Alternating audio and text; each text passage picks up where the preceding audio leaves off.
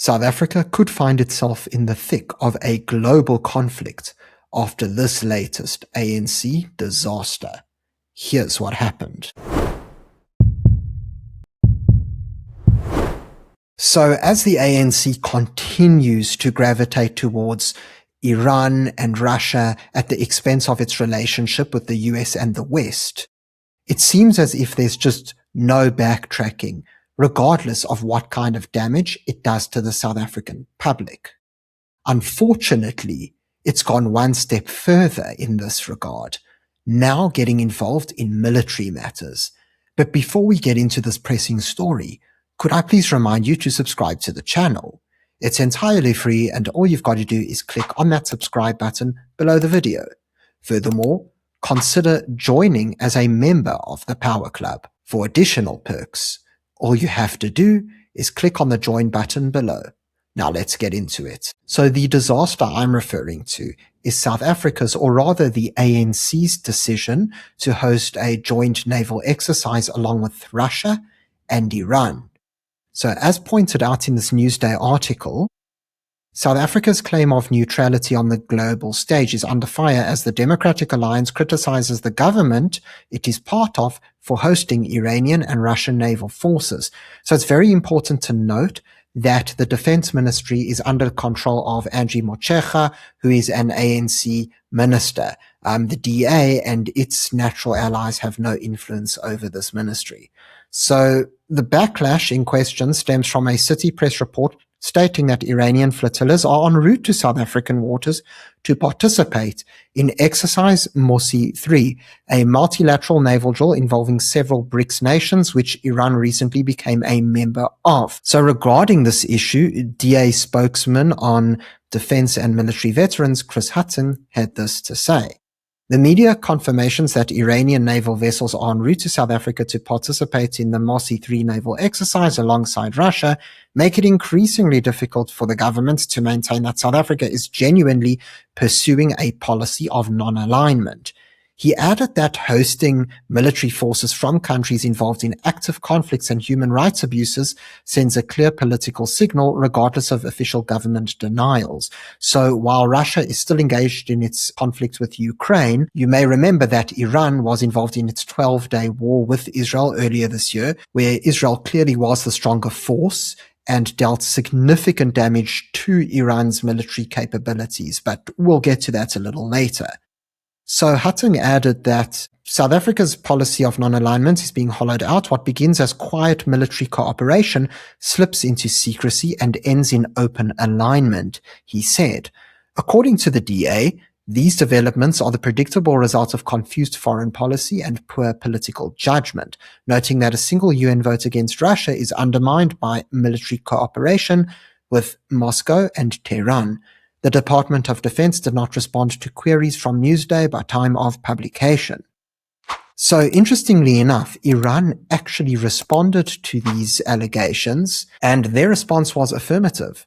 So the Tehran Times reported that Rear Admiral Shahram Irani, commander of the naval force of the Iranian army, confirmed that the 103rd and 104th flotillas have set sail to Cape Town. According to him, strengthen defense and marine diplomacy and safeguard Iran against multi-dimensional threats through strategic resistance. We take pride in the fact that the products and equipments used are entirely Iranian and align with our national naval strategies and methods. The flotillas are believed to include ships equipped with military drones that have not yet been publicly demonstrated, adding international scrutiny to the maneuvers. So while the SANDF described such exercises as routine PASEX drills for communication, helicopters and maneuvers and logistical replenishment, the geopolitical optics remain sensitive, particularly with the United States, as we know. So what's really interesting is how this specific issue follows a previous visit to Tehran by SANDF Chief General Rudzani Mapanya in August. So at the time, as we see in this article, Ramaphosa claimed we have no military operations with Iran, while acknowledging that the timing of the visit was poor given geopolitical tensions. Of course, this came after the 12-day war with Israel. The DA said it will demand full transparency on all military exercises involving sanctioned states and seek urgent parliamentary oversight over defense policy. So this latest development is part of a worrying trend, which of course came after Mapuania's visit to Iran in August. So if we take a look at this Defense Web article, we'll note how even though there was a lot of controversy around the trip, ultimately the ANC decided to defend his actions and he completely evaded punishment altogether, regardless of the severe consequences that could come with this kind of, let's call it, misjudgment. So as explained here, Minister of Defense and Military Veterans Angie Motshekga has said that the chief of the South African National Defence Force, General Rudzani Mapuania, did not flout the Defence Act when he visited Iran and delivered political remarks. Motshekga made the statement on Wednesday, 17th of September, while answering oral questions in Parliament. She said she gave permission to Mapuania to travel to Iran in mid-August. So this is important to note because not only was the chief of staff deciding to actually go to Iran, but he was given political approval to do so. So this is very much part of the ANC's broader foreign policy agenda. The trip became controversial after Iranian media reported Mapuania making political comments by supporting Iran and condemning Israel over its war in Gaza. The presidency said President Cyril Ramaphosa did not know about the trip and did not sanction the visit, as that process sits with the minister. So if we take a look at Motshekga's explanation, she said there were no grounds for Mapuania to face any disciplinary steps for his remarks during the Iran trip. Motshekga admitted that Mapuania's remarks were ill-timed due to geopolitical conflicts, and of course we saw Ramaphosa say the exact same thing. Finally, we see how Ramaphosa pointed out that Iran is a BRICS member, and in dealing with Iran, we engage with them as a sovereign nation, just as we expect others to respect our sovereignty and our right to conduct international relations. So yet again, we see how Ramaphosa and the ANC have no problem cozying up to the likes of Iran. And of course, this latest military drill proves it. But what's really important to note, however, is that this decision could come with dire consequences, far beyond simply upsetting the United States. So we earlier read how the South African government, or rather the ANC, claims that this joint exercise is nothing more than a simple test of different kinds of equipment and weaponry, right? But if we dig beneath the surface, we learn that this is not the full extent of what's really going on. So the Institute for the Study of War has been following the Iranian regime pretty closely in recent times, keeping track of its military developments, particularly after the war with Israel. And what it's found is most alarming. So as we take a look at this Iran update from December 22nd, we see that they explained how Iran is likely prioritizing ballistic missile production due to both organizational inertia within the Iranian defense apparatus and the need to restore deterrence in what it views as an ongoing war with Israel. So what's really important for us to note here is that, yes, Iran might be claiming on the surface, it's a BRICS nation. It's going to cooperate with the different BRICS nations, including South Africa, Russia, China, and the like. What's actually going on here is that they very much are preparing for war and the eventual likelihood of returning to conflict with Israel. Now, of course, we don't know what the repercussions of this could be, and we don't know how it could actually affect not only Iran itself, but also perceived Iranian allies.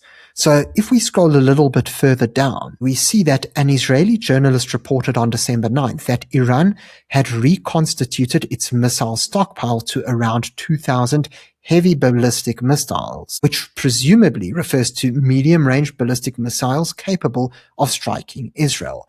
And so right here we see how there's already an active effort for Iran to restockpile.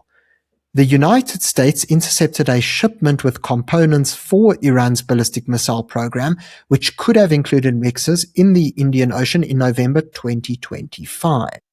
So again, we see these movements underneath the surface whereby Iran seems to be looking to rebuild its military arsenal. Now, what's really important for us to note here is that Iranian proxies have all been affected by the Middle East conflict.